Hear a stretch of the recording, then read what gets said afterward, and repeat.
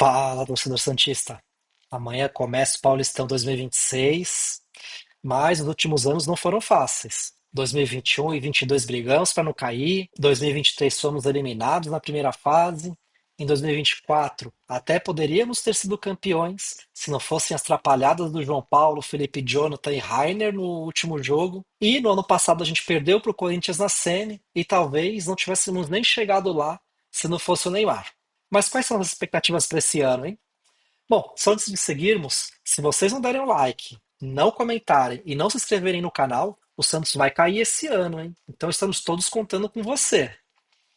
Bom, esse ano o formato da primeira fase vai ser diferente dos anos anteriores. Vão ser somente 8 jogos ao invés de 12.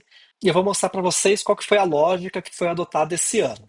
A federação separou os clubes em 4 potes, sendo que o pote A ficou Corinthians, Palmeiras, São Paulo e Santos, os 4 grandes. Depois vieram São Bernardo, Novo Horizontino, Red Bull e Mirassol no pote B. No pote C, Ponte Preta, Guarani, Velo Clube e Portuguesa. E no pote D, os dois piores que não caíram no ano passado, que foi Botafogo e Noroeste, e os dois que subiram para a Série A esse ano, Capivariano e Primavera. Então, vão ser 8 jogos para cada time. Os times de cada pote se enfrentam, ou seja, o Santos vai pegar os times do pote dele, São Paulo, Palmeiras, Corinthians, Mirassol pega Red Bull, Novo Horizontino, São Bernardo e assim por diante. Além dos times do próprio pote, o pote A, por exemplo, vai pegar 2 jogos contra os times do pote B, 2 potes do time C e um time do pote D. Né? E, do lado contrário, os times do pote D vão enfrentar uma vez time do pote A, 2 times do pote B e 2 times do pote C. Os 8 melhores times da primeira fase passam para a fase seguinte e os 2 piores caem para a Série A2 do ano que vem. Para as quartas de final, o primeiro lugar pega o oitavo, o segundo pega o sétimo, o terceiro pega o sexto e o quarto pega o quinto. Vai ser jogo único, sendo que os primeiros colocados têm a vantagem de jogar em casa. Após terminada as quartas de finais, soma-se o resultado dessa rodada com o resultado com a tabela da primeira fase e dos que passarem, os que ficarem melhores colocados jogam em casa.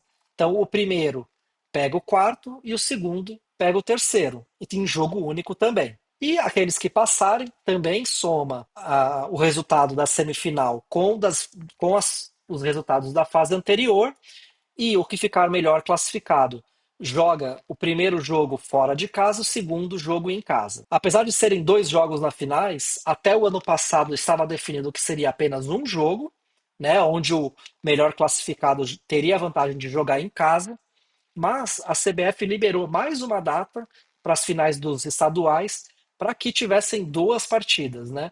Então, de fato, mudou agora no começo do ano e tem essa decisão, essa nova definição de que haverão 2 jogos nas finais.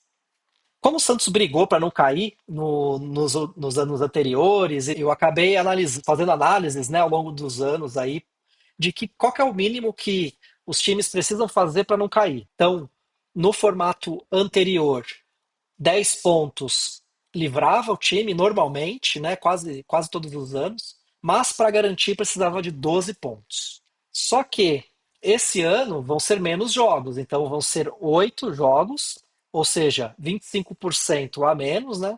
Então, olhando por essa lógica, para esse ano, 8 pontos deveria livrar o time do rebaixamento e 9 pontos, certeza que livraria, né? Só que, com esse formato de potes que a federação criou, os times maiores enfrentam menos vezes os times menores. Então, por exemplo, o pote D, eles se enfrentam entre si 3 vezes, né, cada, então eles vão ter a tendência de pontuar mais, né? Então, na minha visão, esse desequilíbrio que foi criado deve manter aí a pontuação para não cair. 10 pontos provavelmente vai livrar do rebaixamento e 12 pontos vai garantir. Mas como a gente ainda não teve nenhum campeonato nesse formato ainda, é cedo para falar. Esse aí é a minha análise, tá? Por isso, é muito importante que o Santos ele pontue bem nessas primeiras rodadas, principalmente antes de começar o Brasileirão. Porque quando começar o Brasileirão, o mais certo seria o Santos priorizar, né? Porque a gente também tem um histórico recente de briga contra o rebaixamento. Então, seria o ideal que o Santos já tivesse uma pontuação boa nesses primeiros jogos, para que priorizasse o brasileiro e se classifique também bem, né? Pegue ali as primeiras posições e evite pegar os times grandes na próxima fase. Então, essa é a tabela do Santos na primeira fase. Então, amanhã já enfrenta o Novo Horizontino. Depois pega o Palmeiras fora de casa. Guarani fora de casa na terceira rodada. O Corinthians em casa na quarta rodada. Red Bull em casa na quinta rodada. São Paulo fora na sexta rodada. E Noroeste na sétima rodada. E o Velo Clube na oitava rodada. Então, se o Santos já tiver uma boa pontuação nos primeiros jogos, até pode priorizar o brasileiro, porque também as duas últimas rodadas vão ser mais fáceis. Pode ser que, se tiver bem classificado, possa entrar aí com o time reserva sem depender muito do resultado. Tirando um pouco essa análise mais pessimista, né, que eu fiz agora, eu acredito que o Santos vai brigar para chegar na semifinal, até podendo beliscar uma final ou quem sabe um título, que eu acho improvável. Mas tudo vai depender também dos outros times, claro.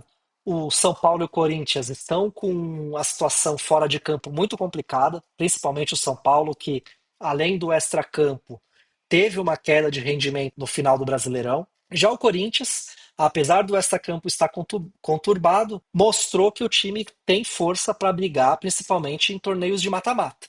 Então ganhou no Paulista, ganhando do Santos na semi, ganhando do Palmeiras na final, e teve uma Copa do Brasil muito boa, onde ganhou muito fácil do Palmeiras, ganhou também do Cruzeiro, que é um time fortíssimo, e na final ganhou do Vasco. Então, por mais que esteja com um extracampo ruim, o Corinthians mostra que tem força.